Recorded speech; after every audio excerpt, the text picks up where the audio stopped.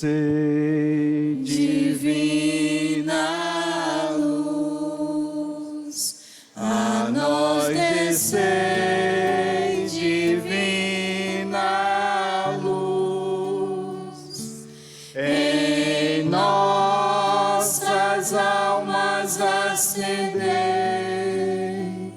o amor de Jesus, o amor de Jesus. Reverendíssimo Padre Wesley, equipe celebrativa, irmãos e irmãs que nos acompanham pelas redes sociais da nossa paróquia, comunidades aqui presentes, amados irmãos e irmãs, todos vos odiarão por causa do meu nome, mas vós não perdereis um só fio de cabelo da vossa cabeça.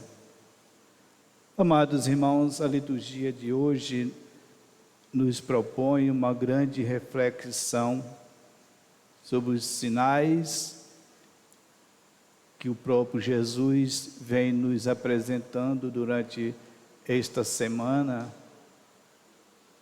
em que nós estamos vendo em todos os evangelhos, Jesus vem nos falando do final dos tempos, e por isso deveremos nós, cada um, estarmos preparados, porque não sabemos o tempo e a hora. Mas, para ganhar a vida eterna, amados irmãos e irmãs, ser capaz de lutar no dia a dia pelos valores que caracterizam, mas os valores que caracterizam a vida eterna são completamente diferentes dos valores que caracterizam a nossa sociedade de hoje, sendo que a consequência dessa diferença é o conflito, que é seguido da perseguição, do ódio e muitas vezes da morte. Mas quem de fato acredita na vida eterna e deseja ardentemente para si, assume o projeto de Deus e os valores do reino dos céus e luta constantemente por eles, não temendo a perseguição e desafiando até mesmo a morte, porque sabe que nada nos separará da vida e vida em abundância. Por isso, amados irmãos, Jesus continua falando sobre as perseguições que os discípulos sofrerão. Estas evidências estão inseridas na fala de Jesus ao fazer o envio missionário. As provações dos discípulos de Jesus têm um alcance escatológico, isto é, antecipação, não só a destruição de Jerusalém, mas também a própria parousia. Os discípulos serão perseguidos, tanto pelas sinagogas judaicas, como por reis e governadores gentios. Jesus Cristo, amados irmãos, o Filho de Deus, aquele no qual nós cremos e seguimos, disse muito claramente de várias maneiras que eles, o que seguiram, serão perseguidos. Os que me seguirem serão perseguidos. E aí, amados irmãos, atenção, não que eles podem ser perseguidos, mas que o serão de certo, com certeza. Eis algumas das suas palavras a tal propósito. Bem-aventurados sois vós, quando vos injuriareis e perseguirem, e mentindo disserem todo o mal contra vós por minha causa. Alegrai-vos e exultai, porque é grande a vossa recompensa nos céus, porque assim, amados irmãos, perseguiram os profetas que foram antes de vós. A perseguição e o sofrimento do discípulo são tidos por Jesus como sinais premonitórios do fim. O testemunho de seu nome atiraria de tal forma a ira dos inimigos que estes lançariam mão de toda sorte de maldade contra os seguidores do Mestre. Sofrimento, perseguição, prisões, acusações nas sinagogas, morte e ódio era o que lhes agradava. Até mesmo a perseguição por parte dos próprios familiares. Tudo isso por causa da fidelidade ao Mestre Jesus. Amados irmãos e irmãs, é preciso, pois, avivar neles a chama da perseverança, tarefa desafiadora. Não obstante isso, nos momentos mais difíceis, os discípulos receberiam ajuda divina, de forma que não precisariam preparar a própria defesa. Por isso, amados, receberiam também uma sabedoria tão sublime, capaz de levá-los a convencer seus adversários. Além da perseverança, os discípulos necessitarão de uma grande fé em Deus. Nenhum só fio de cabelo cairá de vossa cabeça, garante Jesus ao grupo dos discípulos, facilmente, amados irmãos, contamináveis pelo medo. A luta, afinal de contas, é do Mestre. Os discípulos são unicamente seus mediadores. O Pai os protege, perseverando-se no mal, porque é o Senhor. Ninguém como Deus tem nas mãos a vida dos discípulos e, por consequente, amados irmãos, tem o poder de livrá-los do mal. Caríssimos, os verdadeiros cristãos sempre foram perseguidos em qualquer época e lugar que tenham vivido. Algumas vezes a perseguição será mais forte, outras vezes menos forte, mas a perseguição haverá sempre. Meu irmão e minha irmã, no meio das perseguições, permaneça firme na fé, não negando o Senhor, sabendo que, como disse o Senhor Jesus, com a vossa perseverança, ganhareis as vossas almas, conforme Lucas 21, versículo 19.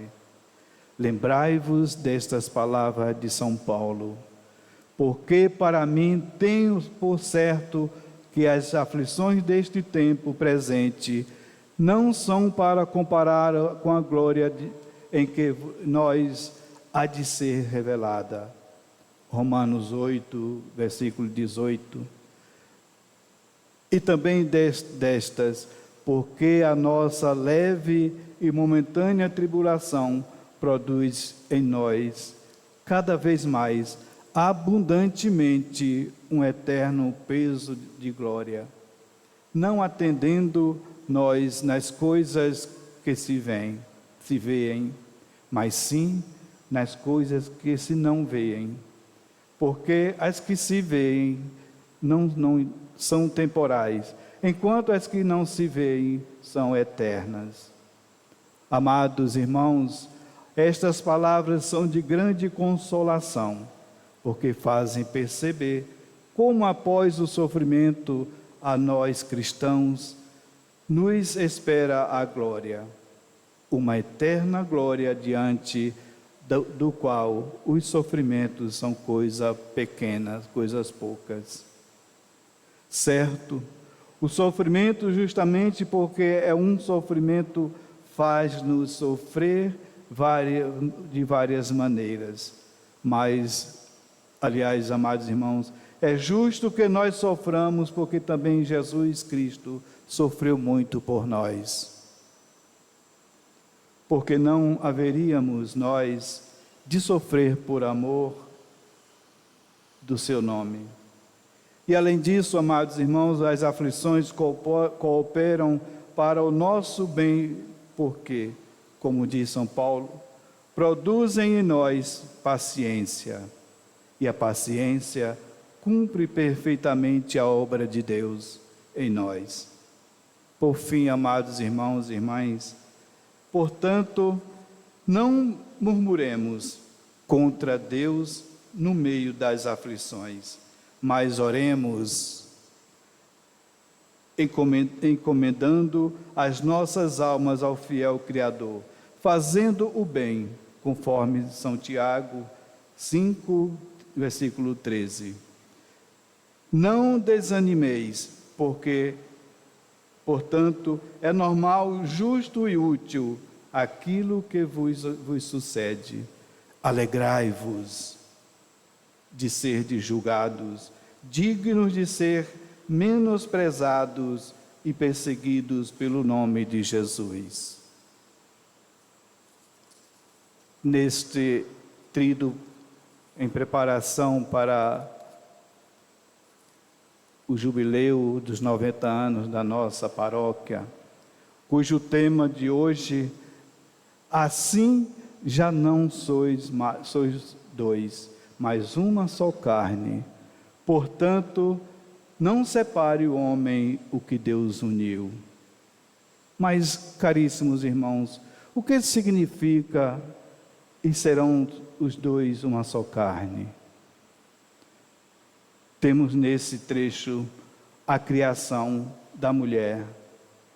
Por isso, o homem deixará seu pai e sua mãe e se unirá à sua esposa, e eles serão uma só carne. Gênesis 2, versículo 24. O texto nos permite ver a unidade do matrimônio, um só homem com uma só mulher, e a indissolubilidade, pois os dois passarão a ser uma só carne. O que o apóstolo Paulo fala sobre o casamento? Para aqueles que são casados, diz São Paulo, tanto o marido quanto a esposa devem oferecer direitos conjugais, não apenas para gerar filhos, mas para evitar a tentação sexual. Ou como serviço de casamento, agora diz, para promover pureza. O que Jesus Cristo fala do casamento?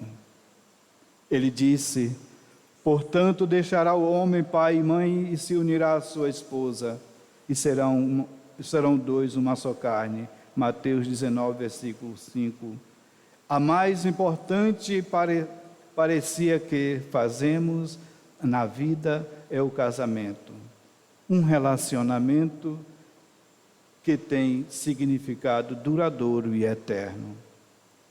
Amados, qual a prioridade do marido no matrimônio? O homem, é aqui eu digo para nós homens casados, eu me coloco também nesta situação porque também sou casado, todos sabem. Um homem casado deve amar sua esposa como Cristo amou a igreja. Efésios 5, versículo 25. A primeira prioridade de Cristo, depois da prioridade de obedecer e glorificar ao Pai, foi a igreja. Aqui está um exemplo que os maridos devem seguir. Deus primeiro, então a sua esposa. Louvado seja nosso Senhor Jesus Cristo.